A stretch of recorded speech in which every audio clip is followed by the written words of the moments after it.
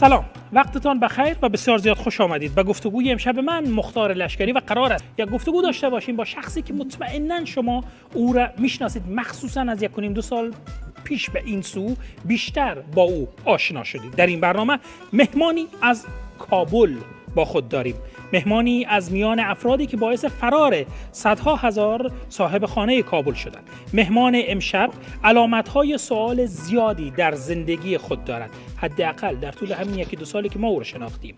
خانم ها و آقایان، او طالب است، اما از زمان به قدرت رسیدن دوستانش دستگیر و به زندان انداخته شده است. این شما و این مهمان امشب برنامه کاکتوس. سلام، وقتتان بخیر، امیدوارم خوب باشید.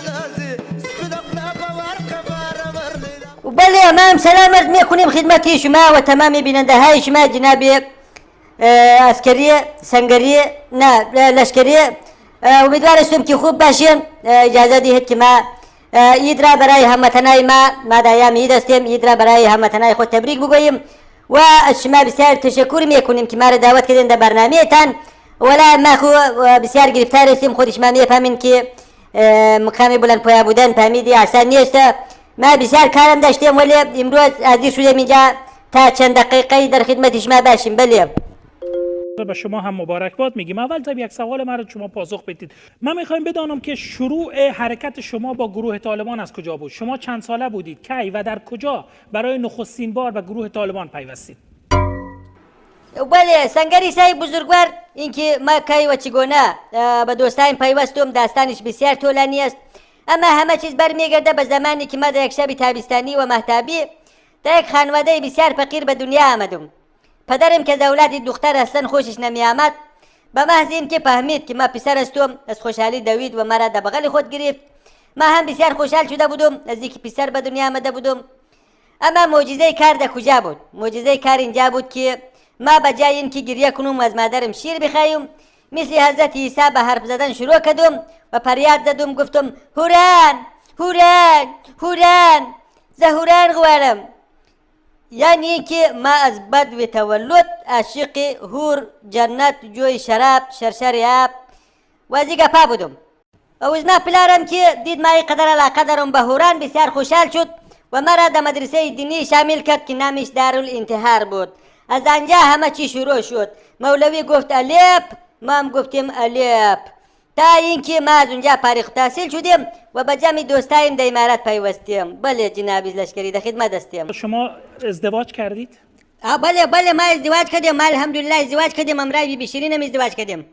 فرزند دارید؟ چی فرزند؟ نه ولی فرزند نداریم، متاسفانه فرزند نداریم. ما زمین ناحیه بسیار رنج میبریم. خودش ما میفهمین که مردم افغانستان بسیار دنبال گپ است، پشت ما گپ میگه. ما کوشش کرده رایی هستیم، کوشش بندگی خود میکنیم، اما در 2 سال اخیر متاسفانه ما از طرف بی بی شیرین تحریم شدیم، به خاطر از اینکه بی بی شیرین میگه که وقتی که شما پوانتون سر ما بند کردین، ما هم سر شما کهتون بند میکنیم.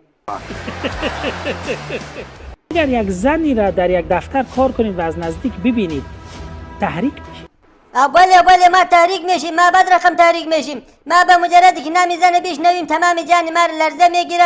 باز ما تحریک میشیم، اونا یک تحریک نمیشن، اونا مرد نیستن، باید به مردانگی خود شک کنن. ما الحمدلله مسلمان هستیم، ما الحمدلله مرد هستیم، ما تحریک میشیم. بله، من میخوایم بدانم که آیا واقعا شما در زمانی که در گروه طالبان بودید پلی، پلچکی، عسکر اردوی ملی، قل اردویی را پراندید یا نه؟ بله جناب عسکری صاحب بزرگوار، به سوال بسیار خوب اشاره نمودین. ما خودیم پلچک پرانی نکردیم، متاسفانه افتخار نصیب ما نشده. ما دوره محصل بودیم، اما اندوالای ما بسیاری کار کردن. ملاین دین پلچک پران یکی از دوستای اندوالای ما که علی وزیر اطلاعات و فرهنگ است، او خودش می پلچکای لین قندار و غزنی را تا کابل کلش دست داشته در کار و اونها پرنده. مهم نیست، ما انشالله برای مردم خدمت میکنیم. ما خودم نماینده تمام اقوام هستم، برای مردم خدمت میکنیم و ما افغانستان را میسازیم. خودش ما میفهمین که دولت قبلی نماینده های اقوام هیچ کدام برای قومشان خدمت نکردن، نه کرزی برای پشتون کرد، نه فهمیدی دوستون برای ازبک ها، نه امرالله صالح برای تاجیک ها و نه محقق برای هزاره ها.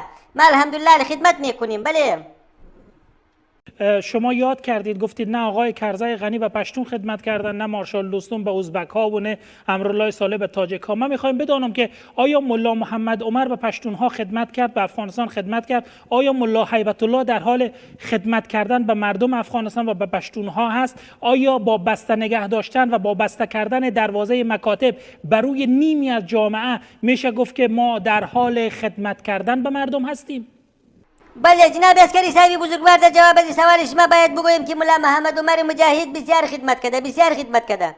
در مناطق جنوب اگر ملا محمد عمر نمی بود تمام کودکان و اطفال آلوده میشد به آگاهی، آلوده میشد به سواد، آلوده میشد به علم و دانش.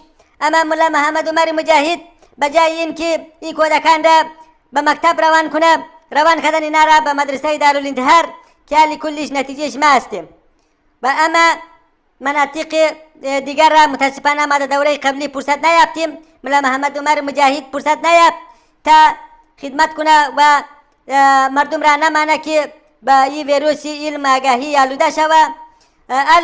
الحمدلله ملا هیبو رایشان را ادامه میدهد و خودش ما میفهمیم که تمام افغانستان را ما نمیمانیم که با این ویروس یا با این ویروس علم و آگاهی دانش و سواد آلوده شود. ما الحمدلله اینا را واکسینه میکنیم در برابر علم و دانش. بله. شما در گروه طالبان چه وظایفی را ایفا کردید و چه وظیفه‌ای داشتید؟ آیا امکان داره برایمان بگویید که در طول سالهایی که در گروه طالبان بودید چه فعالیت‌هایی می‌کردید؟ بله والا ما فعالیت بسیار زیاد کردیم. ما نه اچر فرانسه امارات لقب نگرفتیم، ما مسافرت‌های به خارج رفتیم، ما با مقامات کشورهای همسایه دیدار کردیم، ما در مقابل سوالهای خبرنگارا سیاست امارات دفاع کردیم، ما به جنگ پنجشیر رفتیم، ما ناتو را شکست دادیم، ما امریکا را شکست دادیم، البته با کمک جناب آقای خلیلزاد و بعضی معاملات در قطر. بله. ما برتان تبریک میگم این نوع اعتماد به نفستان را.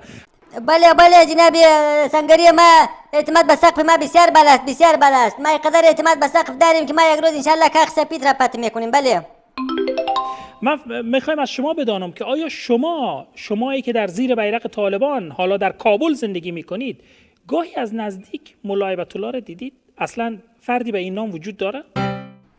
بله جناب عسکری، ملا صاحب هیبو وجود داره. ما خودیم به چشمای سر خود دیدیم. ما خدمت ایشان مشرف شدیم. ما همراه جناب بقایی بسم الله خان و جناب سنگری رفته بودیم به دیدار ایشان.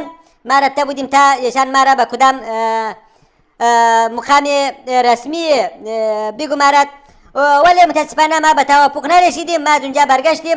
ما بازم خدمت ایشان مشرف میشیم. ایشان گفتن که ارادات خاصی نسبت به ما دارن و این کسایی که میگه ملا هیبو وجود نداره اینا ایمانشان ضعیف هستن و ایدهایشان کاملا بی اساس هستن. بله. زنده باشید، وقتتان بخیر. امیدوار هستم که همیشه موفق و سربلند باشید. من جناب عسکری چی؟ معذرت خواهم. من نمیتونم اشتباه گفتم. دوستای اشاره میکنه که من نمیتونم به جای لشکری سنگری گفتم، گاهی هم عسکری گفتم. خب معذرت خواهم. ولی من باید بریم دیگه، زیاد کار داریم. تشکر از اینکه ما را در برنامه کاکتوس دعوت کردین. بعد انشالله بعدم در آینده در خدمت شما خواهیم بود. فعلا وقت شما خوش. تشکر شما و از بیننده شما. خدا حافظ. ما رفتیم. خدا نگهدار.